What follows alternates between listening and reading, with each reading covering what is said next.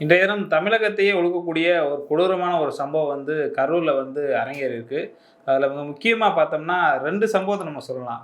குறிப்பா பார்த்தோம்னா, ஒரு நடிகர பார்க்க வந்த ஒரு குடும்பம் கிட்டத்தட்ட ஒரு 40, 50 குடும்பத்தினுடைய பிள்ளைகள் வீதியில கிடக்காங்க. அதாவது மருத்துவமனையில கிடக்காங்க. அதே இது அந்த சம்பவத்திற்கு காரணமான நடிகரும், தமிழக வெற்றிக் கழக தலைவருமான விஜய் அவர்கள் வந்து வீட்டுக்கு போயிட்டாரு. இப்படி எத்தனையோ கனவுகளோட அந்த ஒரு ஒரு பிள்ளைய வளர்த்திருப்பாங்க. ஒரு குழந்தைகள வளர்க்கணும்னு நெனச்சிருப்பாங்க. பெரியவர்கள் வந்து தன்னுடைய பிள்ளைகள இப்படிலாம் வளர்க்கணும்னு நெனச்சிருப்பாங்க. அப்படிப்பட்ட நபர்கள் எல்லாம் விஜய் அவர்கள் வந்து பார்க்க வந்தவர்கள் வந்து இறந்திருக்காங்க. ஆனா விஜய் அவர்கள் வந்து தற்போது அண்மை செய்தியாக பனையூருக்கு போயிட்டாரு. ஏன் இந்த மாதிரியான ஒரு கொடூர சம்பவம் நடக்குதுன்னு நம்ம பார்த்தோம்னா, அதாவது தமிழக வெற்றிக் கழக தலைவர் நடிகர் விஜய் அவர்கள் வந்து உங்கள் விஜய் நான் வரேன்ற மாதிரியான ஒரு பேரணி வந்து தொடர்ந்து வந்து நடத்திக்கிட்டு இருக்காரு. முதற்கட்ட பேரணியா வந்து திருச்சி, அடுத்து நாகப்பட்டினம், பெரம்பலூர், அரியலூர் இந்த மாதிரியான பல்வேறு இடங்கள்ல வந்து அந்த பேரணிய தொடங்கிட்டு 3ஆம் கட்டமா வந்து நாமக்கல் வர்றாரு. இந்த நாமக்கல் வரும்போது வந்து பார்த்தோம்னா, பல சந்தேகங்கள் வந்து விஜய் அவர்கள் மீது வந்து எழுந்துகிட்டே இருக்குது. குறிப்பா நம்ம சொல்லணும்னு பார்த்தோம்னா, 8:45க்கு வந்து நாமக்கலுக்கு வந்துருவேன். 8:45க்கு நடிகர் விஜய் அவர்கள் வந்து நாமக்கல்ல பேசுறார். அப்புட்ன்னு சொல்லிட்டு தான் ஒரு அறிவிப்புக்கு குடுக்குறாங்க. அப்படின்னு கேட்டு தான் அனுமதியும் வாங்குறாங்க. ஆனா, விஜய் அவர்கள் கிளம்புன நேரம் எப்பன்னு பார்த்தீங்கன்னா, 8:45 தான் வீட்லருந்து கிளம்புறாரு. திருச்சி விமான நிலையத்துக்கு வர்றது வந்து கிட்டத்தட்ட ஒரு 10 மணிக்கு தான் வராரு. 10 மணிக்கு நடிகர் விஜய் அங்க வந்து வராருன்னா, இப்ப நான் திருச்சி விமான நிலையத்திலருந்து நாமக்கல் போணும்னா கிட்டத்தட்ட 2 மணி நேரம் 90 கிலோமீட்டர் நெனைக்கிறேன் டிஸ்டன்ஸு. அப்போ 90 கிலோமீட்டர் வந்து டிஸ்டன்ஸ் இருக்கக்கூடிய விஜய் அவர்கள் வந்து, நேத்தே வந்து நள்ளிரவுல கூட வந்து திருச்சி வந்து தங்கிட்டு, விடியற்காலைல 7 மணிக்கு கிளம்பியிருந்தாங்கன்னா தான் 9 அதாவது ஒரு 11 மணிக்காவது நாமக்கல்ல போயிட்டு பேசி முடிச்சிருக்க முடியும். ஆனா நாமக்கல்லே பார்த்தோம்னா கடுமையான கூட்டம். கிட்டத்தட்ட நீங்க ஒரு 8:45 டயத்துல பார்த்தீங்கன்னா, மக்கள் யாருமே வரவே கிடையாது. மொத்தமே ஒரு 1000, 2000 பேருக்குள்ள தான் நின்றுப்பாங்க. அப்ப கூட்டம் வரட்டும்ன்றதுக்காக கார ரொம்ப வையா ஒரு போற சொகுசு கார்லாம் பார்த்தோம்னா, சிசியே நல்லா கூட இருக்க மாரியான ஒரு வாகனமா தான் இருக்கும். ஆனா, அப்ப இருக்கக்கூடிய சூழல்ல, அங்க வந்து மக்கள் வந்து வரல, கூட்டம் கூடல அப்டின்றதுக்காக ஒரு லைவ்ல எல்லா மீடியாக்களும் வந்து சொல்லி சொல்லி வச்ச மாரி, அப்படியே ஒரு ஒரு இதா போட்டு ஹைப் ஏத்தி, விஜய பார்த்தே ஆகணுன்ற ஒரு மனநிலை வந்து மக்கள்ட்ட கொண்டு வந்துட்டாங்க. இது வந்து காலையில நடந்த சம்பவம். ஆனா, விஜய் அவர்கள் வந்து கரூர்ல எத்தன மணிக்கு பேசணும்? 8:45க்கு நாமக்கல்ல முடிச்சுட்டு 12 மணி, 1 மணி, 2 மணிக்குள்ள கரூர்ல பேசணுன்றது தான் திட்டமிட்டது. அதே மாரி பார்த்தோம்னா, அனுமதி அந்த டயத்துக்கு தான் அவங்க வாங்கியிருக்காங்க. ஆனா, விஜய் வந்த டயம் எத்தன 7 மணி. வரும்போது வந்து காவல்துறை, அ ப அரசு பல்வேறு கட்டுப்பாடுகள் வச்சிருக்காங்க. குறிப்பா என்ன சொல்றாங்கன்னா, எங்கேயும் வாகனத்து மீது ஏறி மக்கள பார்த்து கையசைக்கிறதோ போன்ற எந்த ஒரு சம்பவங்களும் ஈடுபடக்கூடாதுன்னு. ஆனா, விஜய் என்ன பண்ணாரு? மக்கள பார்த்து சந்திச்சு வரும்போது கூட கையாட்டிக்கிட்டு வராரு. பல இடங்கள்ல நின்று ரோட் ஷோ பண்ணிட்டு வராரு. ஏன்னா கரூர் என்பது வந்து உங்களுக்கு அண்மையில உங்களுக்கு தெரியும். இப்ப செப்டம்பர் 15 அண்ணா பிறந்தநாள், தந்தை பெரியார் அவங்களுடைய பிறந்தநாள் முன்னிட்டு வந்து பார்த்தோம்னா, திமுக சார்பில வந்து ஒரு முப்பெரும் விழா வந்து நடைபெற்றது.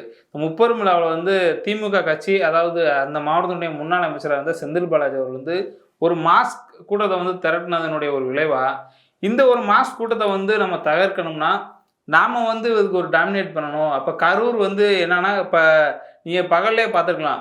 அந்த கட்சியினுடைய ஏதோ ஐடி செயலாளர்ன்னு நெனைக்கிறேன்.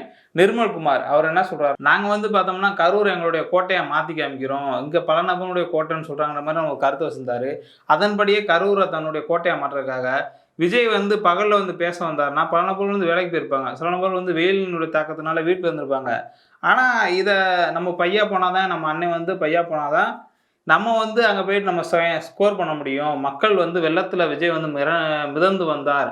விஜய பார்க்க ஒரு மிகப்பெரிய ஒரு கூட்டம் கூடுச்சுன்னு ஒரு திட்டமிட்ட ஒரு செயலின் காரணமாக தான், இவ்வளோ பெரிய கூட்டம். ஏன்னா, அந்த கட்சியினுடைய மாவட்ட செயலர் என்ன பண்ணியிருக்காருன்னா, 10,000 பேர் தான் வருவாங்க அப்படின்னு சொன்னனால, தமிழ்நாடு காவல்துறை என்ன பண்ணியிருக்குன்னா, ஒரு 500 போலீஸ் பாதுகாப்பு போட்டா போதும். இவ்வளோ நபர்களுக்கு இவ்வளோ இது போட்டா போதும் அப்படின்னு சொல்லியிருக்காங்க. இதுல சில நபர்கள் வந்து இந்த இடத்த எங்களுக்கு குடுக்கல. இந்த இடத்த குடுத்திருந்தீங்கன்னா, அந்த மாரியான சில சம்பவங்கள் நடந்திருக்காது. இந்த இடத்த குடுத்தனால தான் எங்களுக்கு இதாயிருச்சு. இது திமுகவினுடைய திட்டமிட்ட சதி. இது ஆளுங்கட்சியினுடைய சதி. அதனால தான் இந்த மாரியான கோர சம்பவம் நடக்குதுன்னு சொல்றாங்க.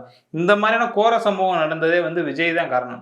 ஒரு விஜய் மாரியான நடிகர்களுக்குலாம் ஊர்ல வந்து ஒரு இளைஞர்கள் பட்டா இருக்காங்கன்னா, அது பாதிக்கு பாதி விஜய் ரசிகர்கள் இருப்பாங்க. அப்ப இருக்கக்கூடிய சூழல்ல வேலை முடிட்டு நீங்கலாம் கிட்டத்தட்ட 6 மணிக்கு மேல வர்றீங்க. அப்ப 6 மணிக்கு மேல வரும்போது பார்த்தீங்கன்னா, எவ்வளவு பாதுகாப்போட வரணும். இப்ப விஜய் வராரு. விஜய்க்கு எவ்வளோ பாதுகாப்போட அவர் பவுன்சர் போட்டிருக்காரு. கிட்டத்தட்ட 100, 200 பவுன்சர். அவன்லாம் வச்சுக்கிட்டு விஜய பாதுகாப்பாங்க தவிர, மக்கள யாரு பாதுகாக்கிறது? உங்க கட்சிய நம்பி தானே வராங்க. உங்கள நம்பி தானே வராங்க. எத்தனையோ பிஞ்சு குழந்தைங்க. அவங்கள பாருங்க. பார்த்தாவே நமக்கு வேதனையா இருக்கு. அதில பார்த்தோம்னா 7 சிறுமிகள், 15, 16 பெண்கள் உட்பட 40 பேர் இறந்திருக்காங்க. ஆனால் அந்த 40 பேர் இறந்துருக்காங்க. இப்போ வழக்கமான அரசியல் கட்சிக்கும் நடிகருக்குமான வித்தியாசமாக நம்ம என்ன பார்த்தோம்னா, அரசியல் கட்சியாக இருக்கக்கூடிய வழக்கமான தமிழ்நாடு முதலமைச்சராக இருக்கக்கூடிய முதலமைச்சர் மு.க.ஸ்டாலின் அவர்கள் என்ன பண்ணுறாங்கன்னா, அந்த மாவட்டத்தினுடைய பொறுப்பு அமைச்சர் செந்தில் பாலாஜி அனுப்பி உடனே பார்க்க சொல்லி அவங்களுக்கான என்ன நீதி, நிவாரணம் உள்ளிட்ட பல இடங்கள்ல அவங்கள வந்து முதல்ல வந்து குணமாகணும்னு சொல்றாங்க. ஆனா விஜய் அவர்கள் என்ன பண்றாருன்னா, இந்த சம்பவம் நடந்த அடுத்த நிமிஷமே திருச்சி போறாரு. திருச்சியில பத்திரிக்கையாளர் கேட்குறாங்க, அந்த மாதிரியான ஒரு கோர சம்பவம் நடந்திருக்கு. என்ன சொல்ல விரும்புறீங்கன்னு கேட்டதுக்கு, அதெல்லாம் பதில் சொல்ல முடியாதுன்ற மாதிரியான அவரால் நடந்து போயிட்டே இருக்காரு. அங்க போயிட்டு பார்த்தோம்னா, அப்புறம் சென்னை விமான நிலையத்துக்கு போயிட்டு அப்படியே வீட்டுக்கு போயிட்டாரு. அப்ப இந்த ஒரு சம்பவம் நடந்திருக்கு. ஏன் நம்ம இந்த இடத்துல சொல்ல வரோம்னா, உங்களுக்கு புஷ்பா 2 நினைக்கிறேன். அல்லு அர்ஜுன் அவர்கள் வந்து பார்க்க வரும்போது வந்து பார்த்தோம்னா, இந்த மாதிரி ஒரு சம்பவம் நடந்துச்சு. அதே நமக்கு ஒரு படிப்பினையா இருக்கணும். ஏன்னா, மதுரை மாநாடும் சரி, விக்கிரவாண்டி மாநாடும் சரி, விக்கிரவாண்டி மாநாடுல 4, 5 பேர் செத்தாங்க. அவங்க குடும்பத்துக்கு விஜய் வந்து போக கிடையாது. அதே மாதிரி மதுரை மாநாட்டுல வந்து ஒரு துப்புரவு தொழிலாளிங்க மகன். அவர் பார்க்க வந்தாரு. அவர் மூச்சு திணறல் காரணமா வந்து இறந்துட்டாரு. அப்ப விஜய் அவர்கள் வந்து ஏற்கனவே நம்ம கண் முன்னாடி இருக்காரு. ஏன்னா, அவர வந்து எந்த ஒரு இறந்த நபர்கள் வந்து யாருமே பார்க்குறது கிடையாது. போறது கிடையாது. அப்ப இருக்கக்கூடிய நபர்கள் வந்து இவ்வளவு நபர்கள் வந்து கூடுறாங்கன்னா, எந்த நம்பிக்கையின் அடிப்படையில கூடுறாங்க? இப்ப அவனுடைய பாதுகாப்பு மட்டும் உறுதி செய்றாரே தவிர, மக்களுக்கு என்ன பண்ணாரு? இப்பலாம் பிடிச்சு கேட்குறாங்க கேள்விகள்லாம். விஜய் எங்க போனாருன்ட்டு. இப்ப பாதிக்கப்பட்டா அந்த இடத்துக்கு தானே நீ போணும். நீ எவ்வளோ பெரிய மாஸ் ஹீரோவா கூட இரு. அங்க உள்ள போம்போது காவல்துறை வந்து உனக்கான பாதுகாப்பு குடுக்காமயா இருக்கும்போது, நேரா வீட்டுக்கு ஓடுறேன்னா, நீ என்ன துணிச்சல்ல ஓடுற? நீ என்ன நெனச்சு வச்சிருக்க இந்த மக்கள் மீது? நம்ம மக்கள வந்து சாதாரணமா ஒரு செத்து மடியிற நபரா தான் வச்சிருக்கியா? சரி நீ அங்கிட்டு வீட்டுக்கு போயிட்ட. அடுத்த கட்ட தலைவர்கள் என்ன பண்றாங்க? புஷி ஆனந்த் என்ன பண்றாரு? ஆதவ் அர்ஜுனா என்ன பண்றாரு?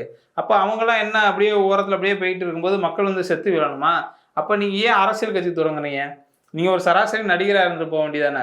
அதான் காவல்துறை சொல்லுது. இவ்வளவு கட்டுப்பாடுலாம் விதிக்கிறாங்கன்னா, ஏன் காரணம்? நீங்க ஒரு மாஸ் ஹீரோவா இருக்கீங்க. ஒரு உச்ச நட்சத்திரமா இருக்கீங்க. அப்போ நீங்க வந்தீங்கன்னா அவ்வளோ கூட்டம் கூடும். உங்க கட்சிக்காரங்க அவ்வளோன்னு சொன்னாவே, அத தாண்டி ஆதரவாளர்கள் வருவாங்க, தொண்டர்கள் வருவாங்க, பொதுமக்கள் வருவாங்க. ஏன்னா விஜய் மாரியான ஹீரோக்கள்லாம் என்ன பண்ணுவாங்கன்னா, நம்ம மாஸா இருக்கணும் அப்படின்றனாலேயே ஒரு கூட்டம் இருந்தா தான் அவங்க வருவாங்க. அதுக்காகவே வந்து அந்தந்த மாவட்ட செயலர்லாம் கடுமையா வேலை பார்த்துலாம் பண்றாங்க. விஜய் வாரத்துக்கு ஒரு முறை தான் வராரு.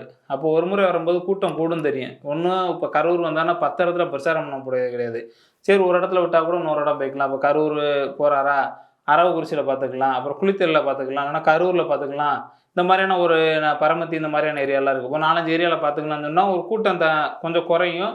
அங்க வந்து மக்கள் பார்த்துக்குறாங்க. ஆனா அவர் என்ன பண்றாருன்னா, ஒரே இடத்துல கூட்டத்த கூட்டி இந்த மக்கள் அப்படிலாம் ஒரு மனுஷனாவே மதிக்கிறதே கிடையாது. ஒட்டுமொத்தமா நான் ஒரு மாஸ் ஹீரோ. மேலேருந்து ஒரு 20, 30 ட்ரோன் பறக்கும். அதில வந்து என்னை வீடியோ எடுப்பாங்க. நான் வந்து பாருங்க, என் பின்னாடி எவ்வளோ பேர் இருக்காங்கன்னு பாருங்கன்ட்டு. அங்க இதில ஒரு மிக முக்கியமா பார்த்தோம்னா, இன்றைய தினம் விஜய் அவர்கள் பேசும்போது சொல்றாரு. ரூ. 10 பாட்டில், ரூ. 10 பாட்டில்னு ஒரு பாட்ட பாடிக்கிட்டே இருக்காரு. ஆனா அது யார சொல்றாருன்னா, முன்னாள் அமைச்சரா இருக்கக்கூடிய செந்தில் பாலாஜி அவர்கள பத்தி பாட்டு பாடுறாரு. ஆனா அப்படி பாட்டு பாடி அவர இழிவா பேசின விஜய் அவர்களுடைய ரசிகர்கள், தொண்டர்கள் அவரை சார்ந்த ஆதரவாளர்லாம் வந்து இறந்து கிடக்கும்போது முதல் ஆளா தான் அவர் தான் போய் நிற்கிறார். அப்போ பாட்டு யார் வேணா பாட்டு போடலாம். பாட்டு எத்தனை பேர் நம்ம வேணாவும் யாரை வேணா விமர்சித்து போயிடலாம். ஆனால் மக்களுக்கான நிற்கணும்ல. நீங்கள் மக்களுக்காக இப்பயே நிற்கலைன்னா அவங்கள நம்பி எடுத்து அடுத்த என்கிட்ட வந்து ஆட்சியை கொடுங்க அப்படின்னா நீங்கள் சொன்னீங்களா எப்படி கொடுப்பாங்க. இப்போ இதுலேருந்து என்ன மக்கள் தெரிஞ்சுக்கணும்னா இது போன்ற ஒரு கூத்தாடிகள் பின்னாடி வந்து மக்கள் போகிறத வந்து தவிக்கணும். ஏன்னா கூத்தாடிகள் என்பவர் வந்து அது ஒரு கூத்து வந்தார், ஒரு கூத்து நடத்தினார், ஒரு ஷோ பண்ணிட்டாரு, வீடியோ ஷூட்லாம் பண்ணியாச்சு, ஃபோட்டோஸ் எடுத்தாச்சு. அங்கே போனோம்னா ஒரு வெண்கலத்தில் ஒரு சிலை கொடுப்பாங்க, இங்கே போனோம்னா ஒரு வேல் கொடுப்பாங்க, ஒரு 4 ஃபோட்டோ அதெல்லாம் கொடுப்பாங்க. அதை வாங்கி வச்சுட்டு ஒரு ஷூட் பண்ணிட்டு நம்மாடு கிளம்பிட்டோம். அந்த பாருங்கள் 40 பேர் இறந்து வந்து அவங்க வந்து ஆஸ்பத்திரி மருத்துவமனையில் கிடக்குறாங்க. ஆனால் ஒரு பாருங்கள் பனையூர் வீட்டில் போய் சொகுசாக தூங்க போயிட்டார். இதில் இடையில ஒரு அறிக்கை வேறு, என் மனம்லாம் வெதும்பி கிடக்குறேன், நானும் முன்ன போல் இல்லை, நான் இப்படிலாம் இருக்கேன், நான் எப்படி மீள போகிறேன்னே தெரில, எப்படி நாளைக்கு ஒரு கண்ணீர் ஒரு வீடியோ வரும், அடுத்து எப்பயும் போல் வந்து அவரோட ரசிகர் அண்ணா விடுங்கண்ணா நாங்கள் பார்த்துக்கணும் நாங்கள் இருக்கோம்னான்னு சொல்லுவாங்க. இதுதான் நடக்குமே தவிர நடிகனுடைய சராசரி வாழ்க்கையில் வந்து மக்கள் வந்து ஒரு பிணங்களாக தான் பார்க்கப்படுவாங்க. இந்த மாதிரியான நபர்கள்லாம் வந்து நம்ம நம்புறதே தப்பு. செத்து கிடக்குறாங்க. ஒரு ஆள் வரல. புஷி ஆனந்த் எங்கே போனார், ஆதவ அர்ஜுனா எங்கே போனார், இப்போ இவங்கெல்லாம் நம்பி நம்ம வந்து இருக்கணுமான்றதை வந்து மக்கள் வந்து புரிஞ்சுக்கிறோன்னா, இதில் சில பேர் வந்து திமுகவினுடைய திட்டமிட்ட சதிதான் காரணம், அதை எப்படி செந்தில் பாலாஜி உடனே அந்த இடத்துக்கு போனார், அந்த தொகுதியோட மாவட்ட செயலாளரே செந்தில் பாலாஜி, அப்போ அவர் உடனே போகாமல் யார் உடனே போவா? இப்போ தமிழ்நாடு முதலமைச்சர் அவர் கூட தற்போது வந்து விட்டார். எதிர்க்கட்சி தலைவராகக்கூடிய எடப்பாடி பழனிசாமி அவர் கூட நாளைக்கு வரேன்னு சொன்னார். இவ்வளவு சம்பவத்துக்கு காரணமான விஜய் என்ன பண்ணுறாரு, எப்போ வரப்போகிறார் என்பதுதான் மக்களுடைய கேள்வியாக இருக்கிறது. நீங்களும் விஜய் நோக்கி பல கேள்விகள் வைங்க. இப்படிப்பட்ட ஒரு அரசியல் கட்சி நம்ம தமிழ்நாட்டுக்கு தேவை என்பதை வந்து நீங்கள் புரிஞ்சுக்கணும்னு தான் அந்த காணொலி வாயிலாக நான் தெரிவித்துக் கொள்கிறேன். மிக்க நன்றி.